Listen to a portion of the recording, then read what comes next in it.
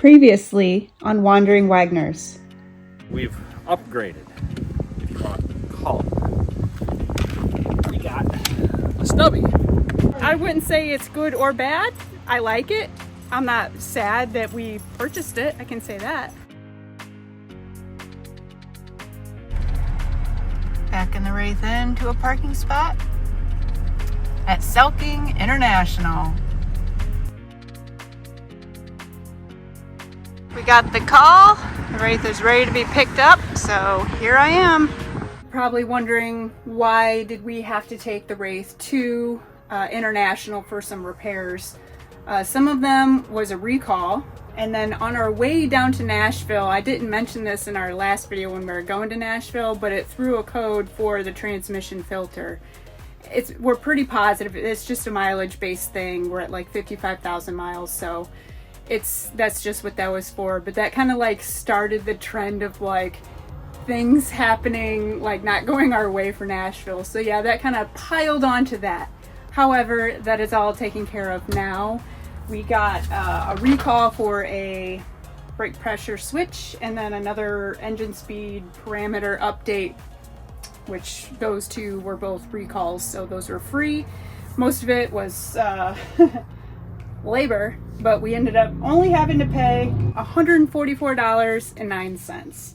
It is what it is. We got the Wraith back, except for now, I'm the only one here. So I have two options, and I'm currently trying to decide which option I want to do, because I can hook up my Jeep, take the whole thing home, or I can just drive my Jeep home and Mike and I can come back together. I can drop them off and we drive back home. I don't know. I know I probably should drive this. It's been a minute, so I might go ahead and hook up my Jeep, take her on home. Step one is complete. I backed the Wraith up out of this spot over here because I need to hook up the Jeep and need to be able to nap back up with the Jeep. So I got it nice and paralleled over there. Look at that nice park job. All right.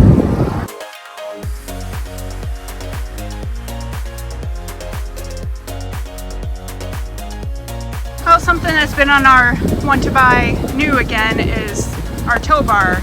And it's just a big pain in the butt because these don't want to come in or out unless you've got freaking 300 pounds to throw at them, which I clearly do not. So I'm wrestling with them, and I'm going to keep trying to wrestle with them, but we'll see if I can even do this, because unless it's lined up perfectly, I cannot get these to move from the position that they're in presently, no matter how much weight I put on it. Oh my gosh.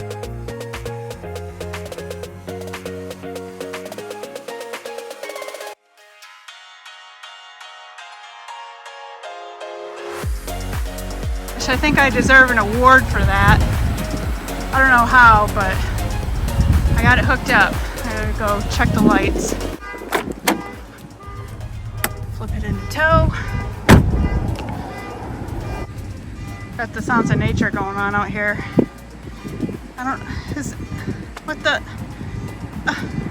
Everything else works. What is happening? Okay, so I just had to get mad at it. Took it out, jammed it back in. Sorry it's windy, I didn't want to get the mics out. There's freaking horns going off. But finally got all the lights to work. So now we get to drive home. Yay! And yes, for those wondering, transfer case is in neutral. It's in park. Everything's hooked up. Got my switch flipped. Should be good. I really don't want to damage my daily driver that I love so much. Honestly, I do. I'd be devastated. I'd probably cry a lot, especially because it's paid off. I don't want to buy anything new. And of course, it's so windy out today. Not really enjoyable, that's for sure. All right, let's get going. Give her a go.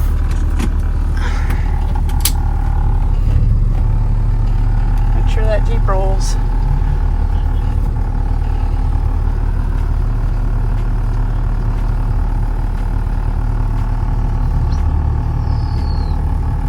luckily this Wraith has got a great turn radius, so I knew I could make that.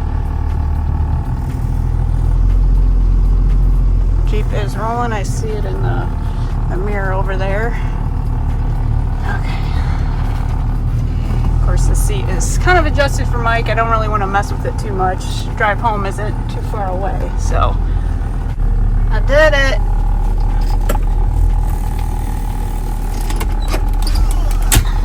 Well, other than not having the seat adjusted for my seat preferences versus Mike, who is 6'2" and I'm 5'7", I was only going, I don't know, 5-6 miles, so it wasn't terrible.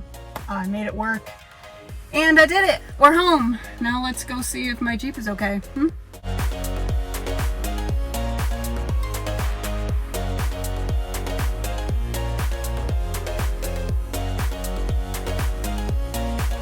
Well, I got it mostly unhooked.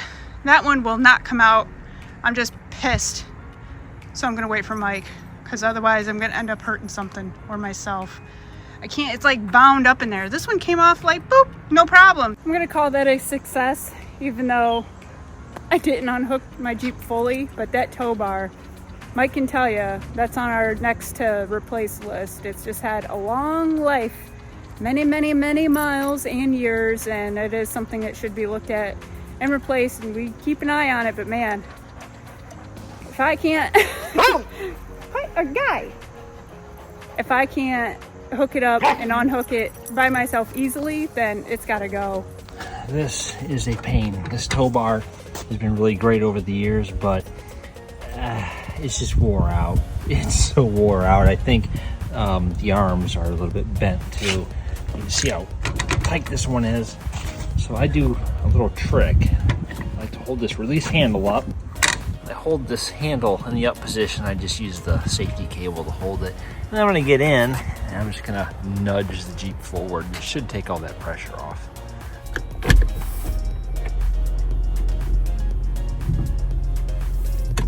So now you can see it moves pretty easy. Well, you know what they say. Bad things always come in groups or pairs of threes. I'm not sure what number this is, but I'm over it. When we came home from our last trip to Nashville, we found a big old puddle of water coming out of the hot tub. So we started to drain it down, and now I've got to do some investigation to see where the leak is coming from. We've of course have the hot tub off currently, and Mike has removed these side panels because we're wondering if what we fixed, the ozone over here last time, if maybe one of the connections wasn't secure or what. But the water was actually leaking over in this area. There was a puddle. So, I mean, this floor could be sloped where it's just gonna puddle down in one direction. So we gotta do some investigation here. The water actually still looks pretty freaking good, which of course it would. It barely got used. Makes sense, right? So what I'm gonna do is I'm gonna add some water to this, turn it back on to run the jets and look for a leak.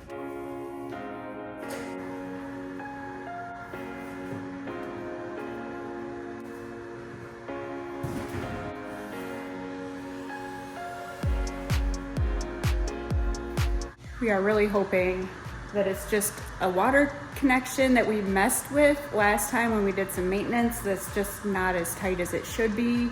That would be the best case scenario.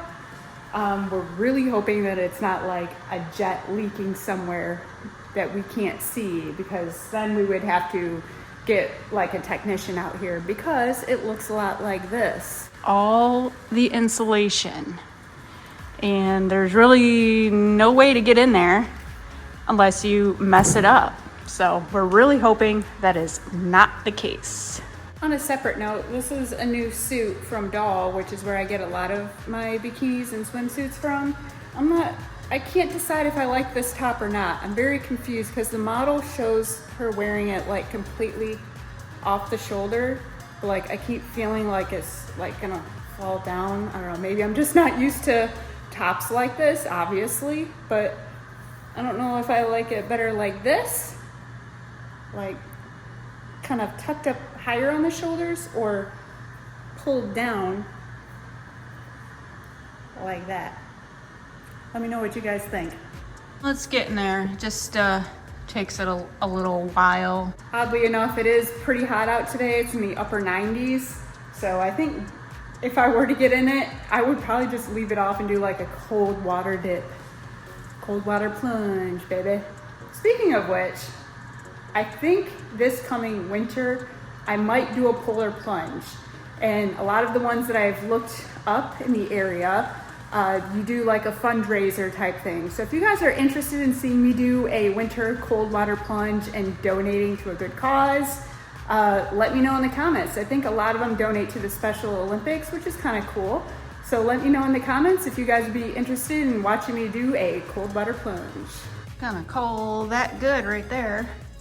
Gotta turn this bad boy back on, of course.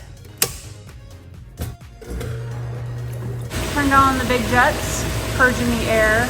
Now I'm just gonna start looking for leaks in the areas where we messed with last, which is right here when we changed out the ozone not too long ago.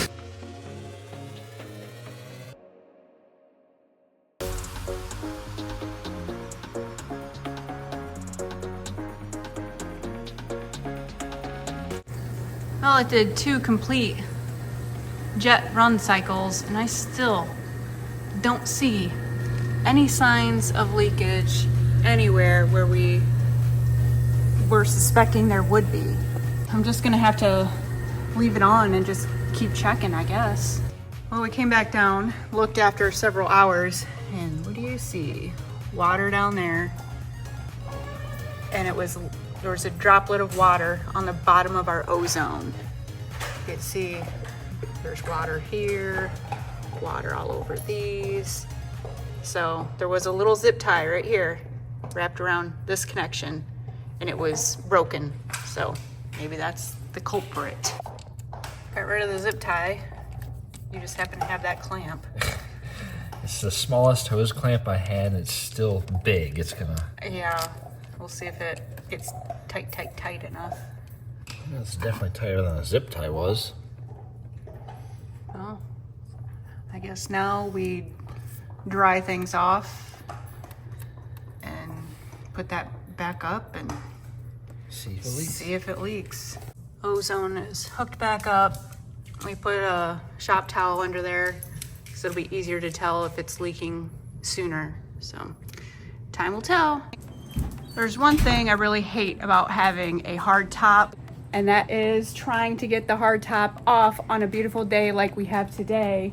And it's just 2 people. Now we can do it with just 2 people. We have done it with just 2 people. It's just something I really don't like. So we are trying to rig up a system. We got these 4 hooks and we've got the freedom panels out. We're going to use some straps and see if we can't rig up a system so we can just lift it off, let it hang, and then back up and place it back.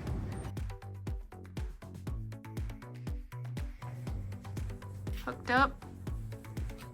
Like Mike said, it takes a lot longer doing it this way, so might be the one and only time we do it this way.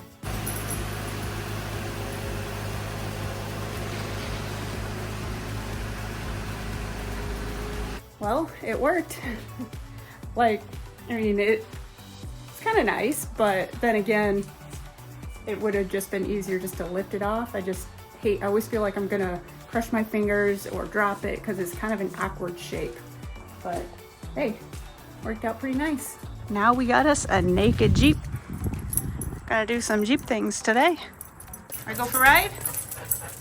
She's like, where?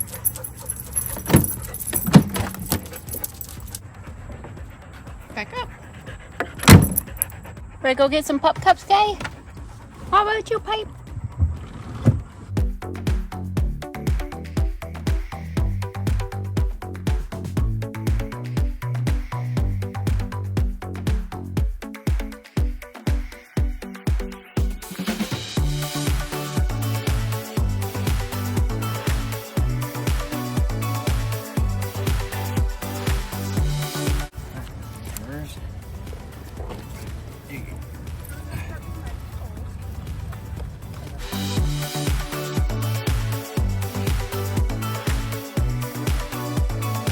Guy, your bowl's all empty.